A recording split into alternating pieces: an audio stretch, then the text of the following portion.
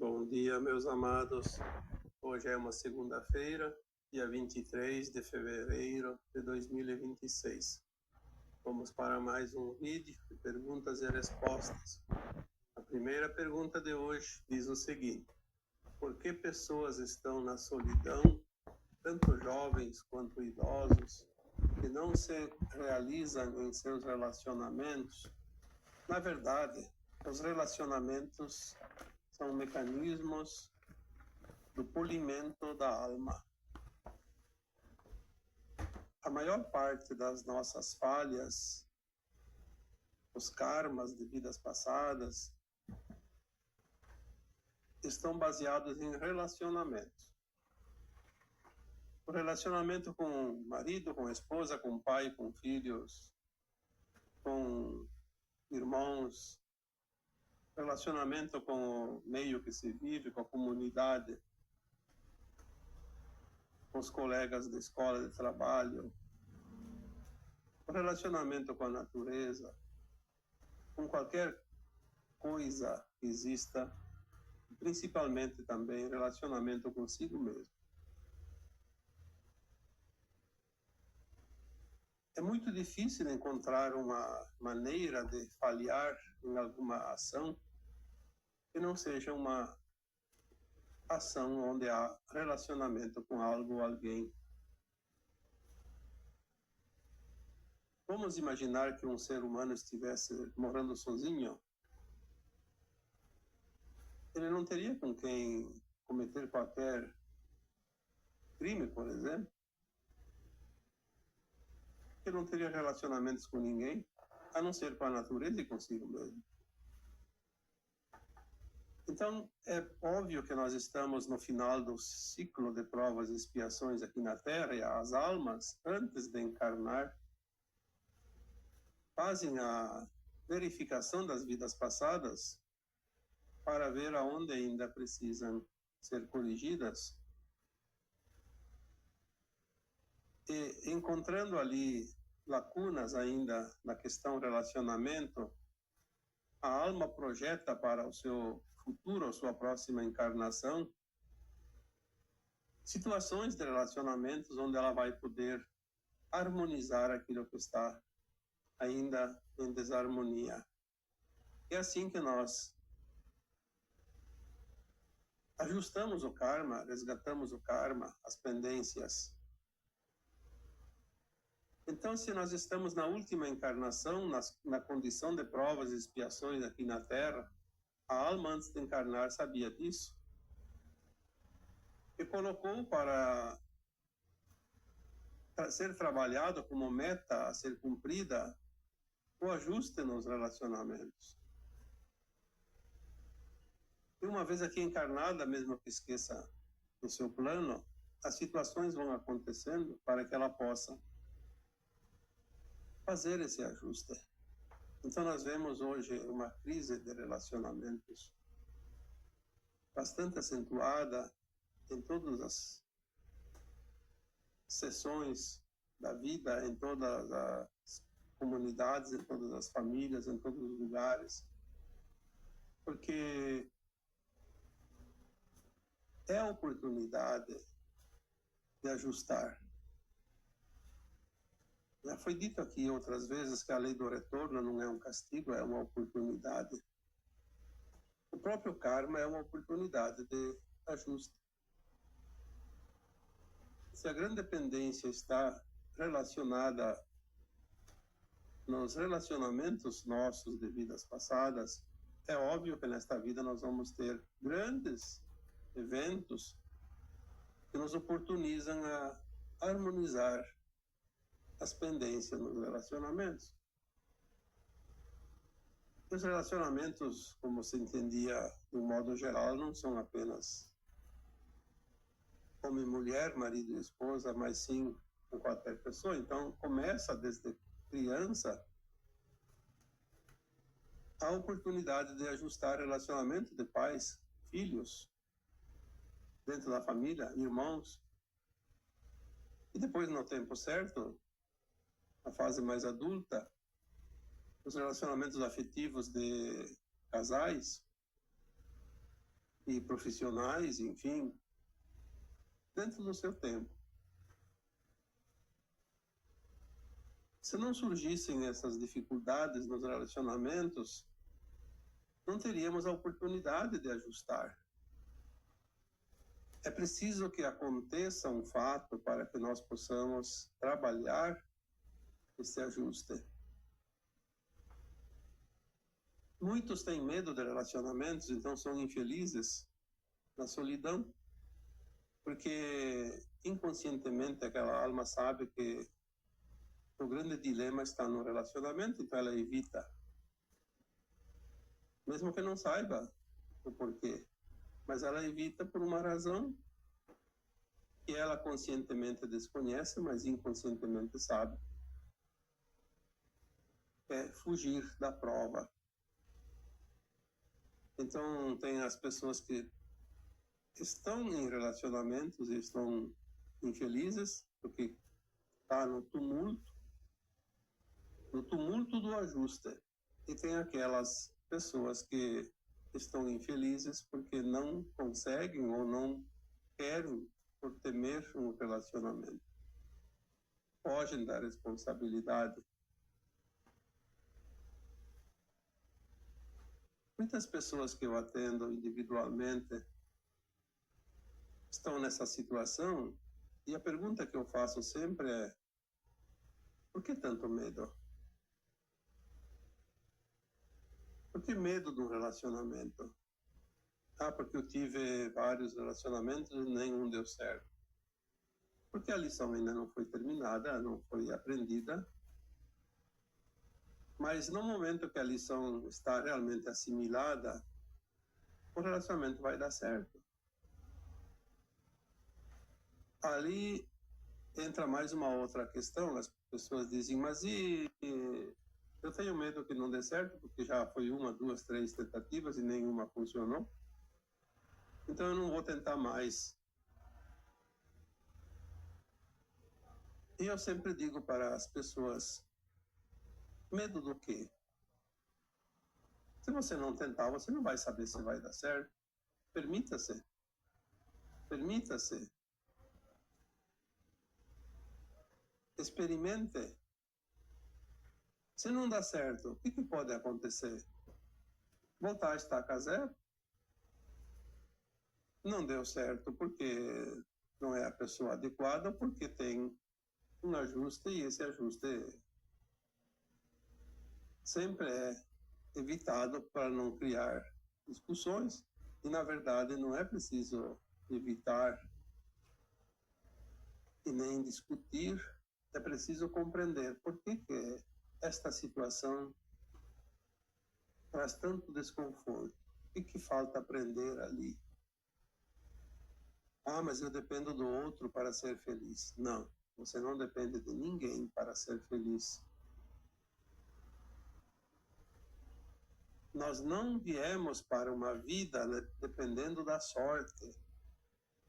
Nós viemos com todas as condições, todos os recursos, todas as ferramentas para concluir o aprendizado sem depender de ninguém. Nós precisamos dos relacionamentos para criar a situação do ajuste. Mas não precisamos do relacionamento para serem felizes e nem infelizes. Quando nós compreendemos a lição que surge no momento que há um atrito, compreender a lição e assimilar acaba com a dívida.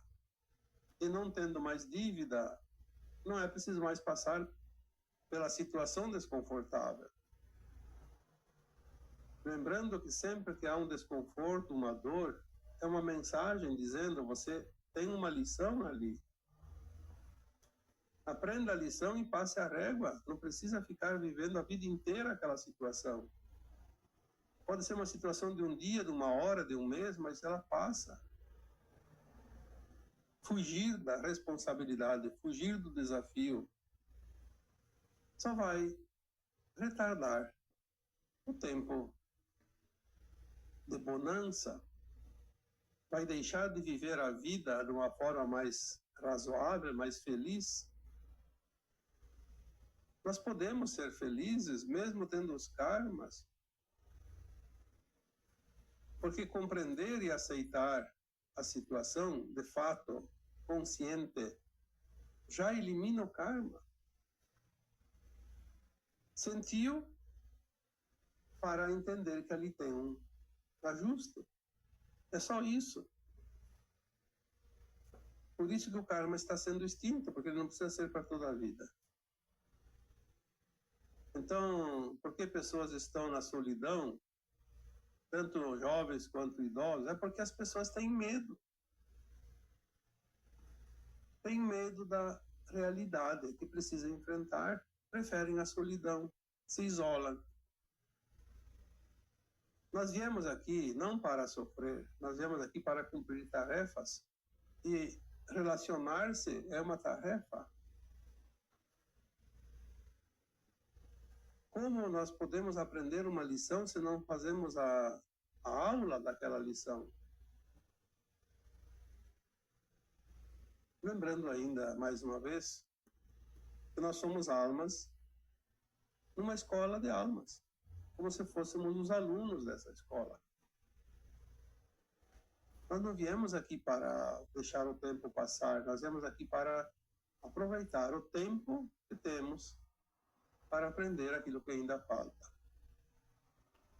E a solidão não vai ajudar em nada. É uma fuga.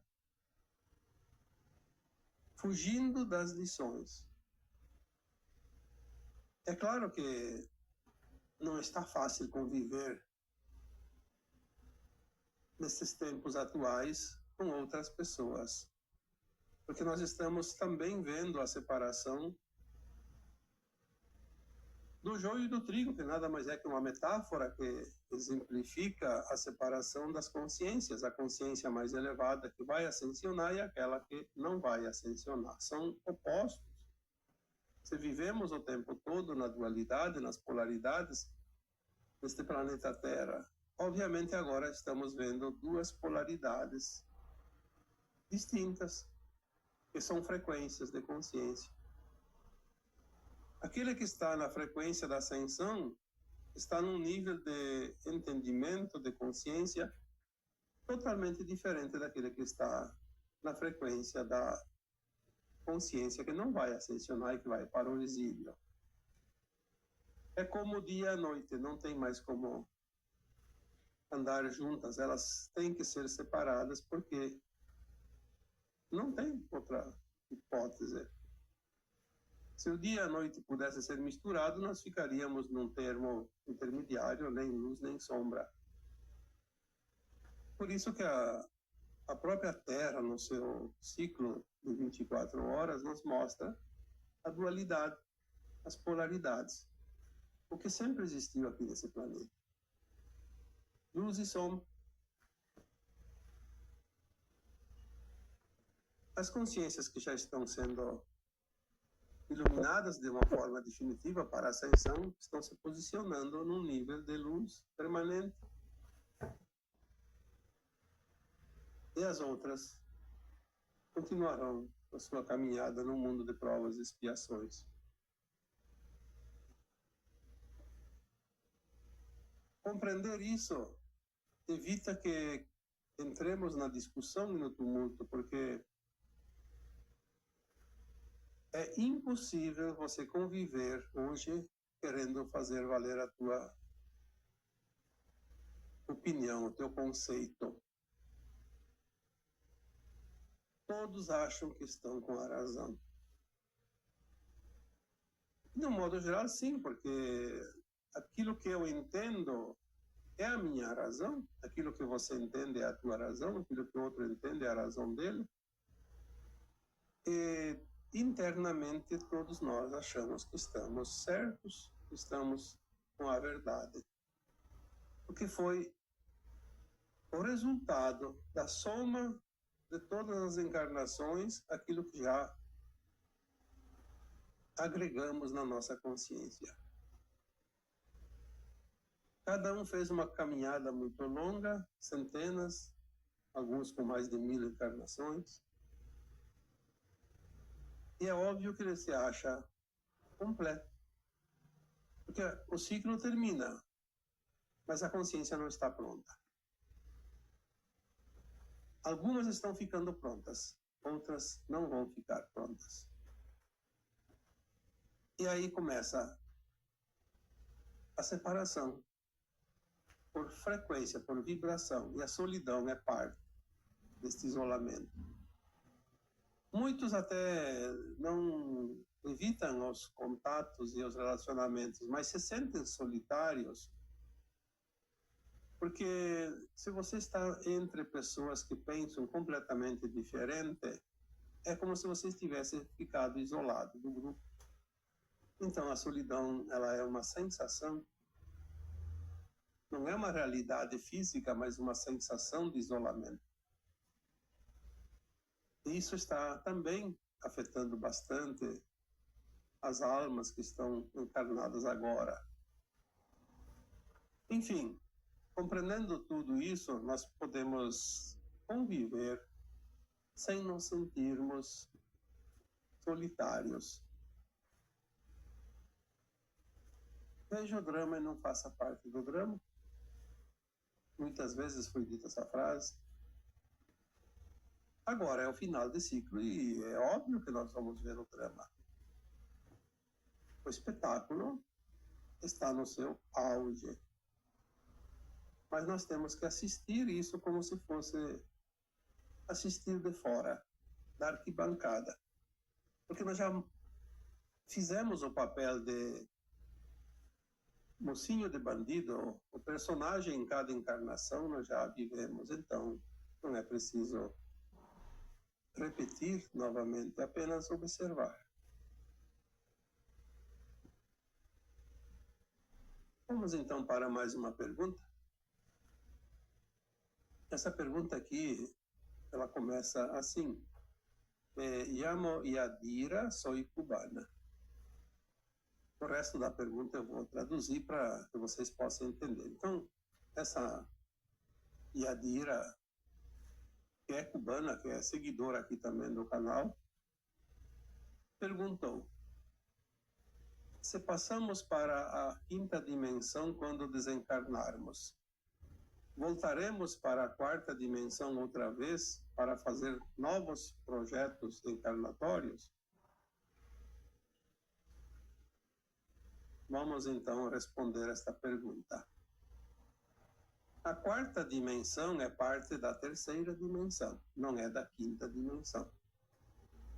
A quarta dimensão é a dimensão de consciência que as almas que vivem fisicamente, materialmente, em corpos físicos na terceira dimensão, vão quando desencarnam para ter uma expansão de consciência, porque dimensões são dimensões de consciência.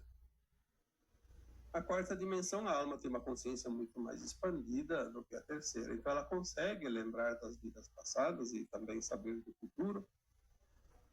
Então ela sempre desencarna quando está na terceira dimensão, depois de um tempo de vida, para avaliar a sua caminhada, o seu aprendizado. Esta autoavaliação permite que ela faça um plano encarnatório na sequência para colocar lá itens ainda necessários no aprendizado, provas, expiações, resgates, tudo que ela precisa. Agora, no tempo final desta transição planetária da Terra, as almas que estão com a consciência mais expandida, elas vão atingir uma frequência de quinta dimensão. E aí nós chamamos de ascensão. Por que ascensão? Porque ela sobe um nível de consciência acima da quarta. Ela não vai mais pertencer à terceira e nem à quarta. Ela vai na quinta. Obviamente, na quinta dimensão, ela está muito mais avançada em termos de consciência do que na quarta dimensão, que é onde a alma ia antes da ascensão, após o desencarne. Na quinta dimensão, ela tem a consciência expandida o tempo todo mesmo vivendo na matéria, num corpo físico, ela não precisa voltar para a quarta, que seria diminuir a sua consciência. Até porque na quinta dimensão, a alma encarnada aqui na Terra, ou em outros mundos de quinta dimensão, não é mais mundo de provas e expiações, então não precisa mais ter o véu do esquecimento. Sem o véu do esquecimento, a alma sabe o tempo todo o que ela está fazendo, o que ela fez de certo, o que fez de errado, porque ela não tem mais a condição de erro tão forte quanto na terceira dimensão. Ela sabe conscientemente sempre o que é e o que não é necessário, possível, lícito. Ela tem uma outra consciência. Nós temos que entender isso. Mesmo que não saibamos até que ponto isso vai ser em termos de profundidade de conhecimento, mas é tão incrível que eu já disse que a consciência, que aqui era 1%, 2% no máximo, vai estar na faixa de 79% da capacidade do nosso cérebro humano. É muita consciência para que se possa entender agora, ainda na limitação. Mas nós vamos entender isso no tempo certo. Na quinta dimensão, a alma não precisa desencarnar. Ela não vai mais morrer. Vai ter ainda uns tempos, alguns milênios ali, os primeiros milênios da nova Terra, que parece que ali, pela informação que eu recebi, uma hipótese. Vamos supor que o ser humano está lá com 900 anos e o corpo já está um pouco desgastado, porque ele ainda vai aumentar a sua frequência até a nona dimensão na nova Terra. Então ele tem ainda um certo desgaste nos primeiros tempos. Então, quando tem um desgaste já mais ou menos avançado, a alma sente a necessidade de trocar o corpo, então ela troca o corpo conscientemente. Ela faz a desmaterialização do velho corpo e materializa um corpo novo. Como você trocar de roupa? É a mesma coisa. Então, espero que essa pergunta também tenha sido respondida, porque a partir da quinta dimensão não precisa mais voltar para a quarta. A quarta e a terceira vão ser extintas aqui da Terra. No momento que a Terra finalizar a transição planetária e entrar na quinta dimensão de consciência, a terceira e a quarta vão existir, porque existem ainda talvez reinos, como hoje, por exemplo, a Terra tem a primeira dimensão, a segunda, e a terceira e a quarta. E agora vamos ter a quinta. Mas não é preciso que a alma volte. Isso chama-se evolução. Evolução dos mundos, evolução das consciências. Vamos para mais uma pergunta. Se as almas reencarnam muitas vezes a fim de evoluir, então nunca poderão ser, numa vida, boas pessoas e noutras más pessoas? Essa pergunta até eu tive dificuldade de entender o contexto dela, mas vamos ver aqui. Se as almas reencarnam muitas vezes a fim de evoluir, e é verdade, né? As almas reencarnam para evoluir. Se ela não reencarnasse, ela não evoluiria. É como o aluno que não vai na escola. Mesmo que ele termine uma série, ele precisa voltar lá, seguir. Ele começou a estudar no mês de fevereiro, ele precisa seguir até o final do ano para completar a série e aprender. Se ele não voltar para a escola, não vai aprender, não vai evoluir. A alma é a mesma coisa. Ela evolui enquanto está encarnada. Por isso, ela desencarna, encarna. O desencarna é para fazer avaliação e a reencarnação é para continuar o seu aprendizado que ela mesma se propõe para a próxima encarnação. Então aqui a pergunta diz: se as almas reencarnam muitas vezes a fim de evoluir, então nunca poderão ser numa vida boas pessoas e noutras más pessoas. Eu entendi assim a pergunta. Eu digo que toda encarnação, a alma, ela exerce um personagem que ela mesma estipulou para si própria. Antes de encarnar, ela fez um projeto. Nesta vida eu vou ser uma boa pessoa. Então, nesta vida eu vou praticar aquelas experiências que são a minha sombra. Porque não existe boas pessoas e más pessoas. Existe a luz, existe a sombra. O amor e a falta de amor. A ausência de amor. Então, ou você vive no amor ou vive na ausência do amor. As polaridades. A luz e a sombra, as polaridades. Nós entendemos como o bem e o mal, obviamente, mas é luz e sombra. Amor e ausência de amor. Eu diria que dentro de uma encarnação, a alma vive as duas coisas. Ora na luz, ora na sombra, porque é quase impossível a alma evoluir se ela ficar só na sombra, por exemplo, ou só na luz. Se uma alma vem para uma encarnação e ela vive a vida inteira na luz, ela não mudou nada.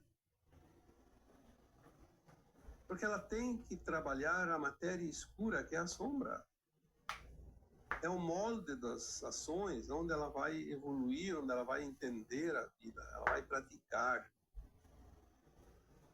Porque nós estamos num mundo de dualidade, de polaridades. Nós temos que entender que cada ideia, cada pensamento, cada intenção, sempre tem dois lados. A luz e a sombra. Entendendo isso, nós vamos também compreender a vida. A alma vem, ela colocou lá as suas provas, as suas expiações. Então ela tem os momentos de iluminação e tem os momentos também de escuridão. Mais ou menos assim são todas as encarnações. Algumas almas têm um plano para fazer uma missão. Então ela faz mais a missão do que o resto do aprendizado. Mas são planos de alma, não dá para colocar aqui como padrão nenhuma coisa nem outra. A alma não faz nenhuma projeção dela para vir e ser uma má pessoa. Ela vai experienciar as provas que ela precisa. Ela vai exercer o papel, o personagem de uma má pessoa, uma má alma, enquanto encarnada, para experienciar uma lição que ainda falta, ou então uma prova que ela é submetida, e vencer a prova e não praticar o mal. Por isso que esses dias também alguém perguntou, e eu já respondi isso. A alma faz um plano de alma para ser má enquanto encarnada? Não, ela nunca faz um plano para piorar a sua condição evolutiva. Ela sempre faz para melhorar a sua evolução. Mas passar pelas provas também é evoluir. Então ela coloca provas. Às vezes ela não passa. Então ela falha. Foi um projeto de alma? Sim, mas o projeto era passar na prova e não cair na armadilha. Vamos aqui para mais uma pergunta. Como aconteceu a primeira encarnação aqui na Terra?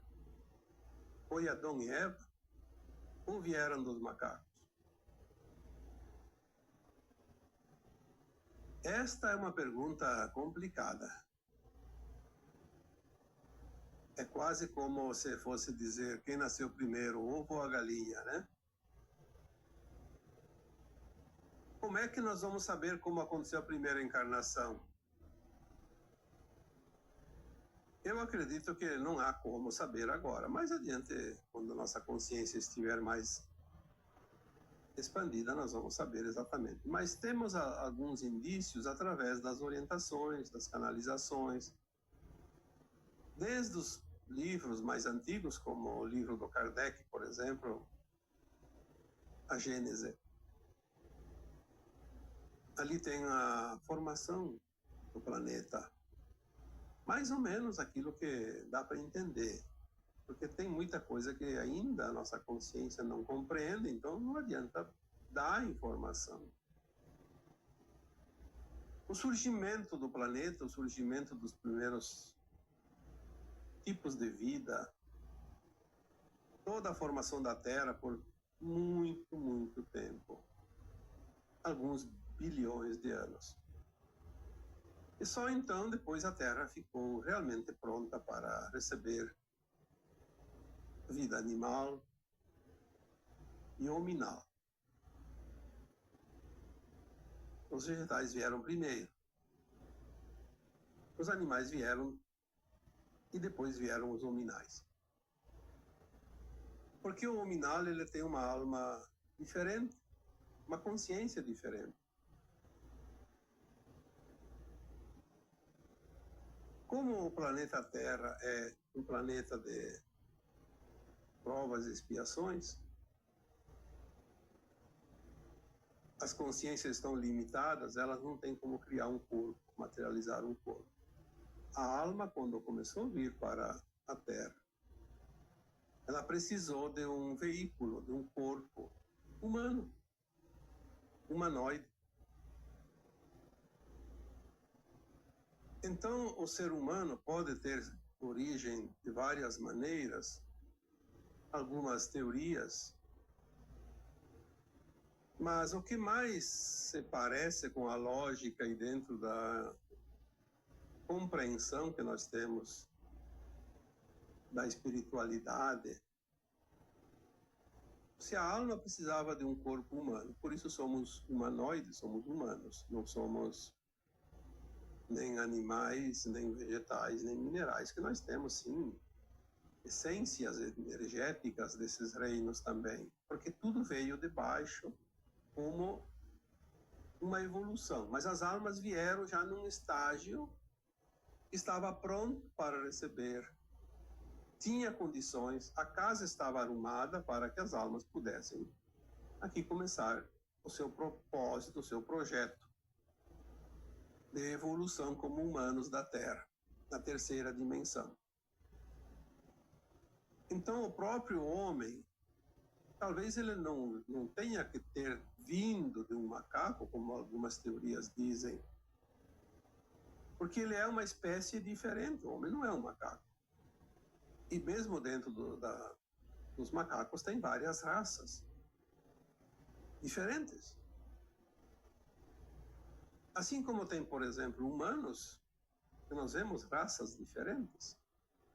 Então, o humano, ele foi semeado em forma de semente, como tudo que existe aqui na Terra, pela luz e pelas consciências mais elevadas que tinham a missão de povoar este planeta. Então surgiu lá, num determinado tempo, um ser que foi evoluindo e foi tomando forma de um ser humano. Antigamente, inclusive, temos algumas informações científicas onde o homem era um animal selvagem, ele não tinha alma humana.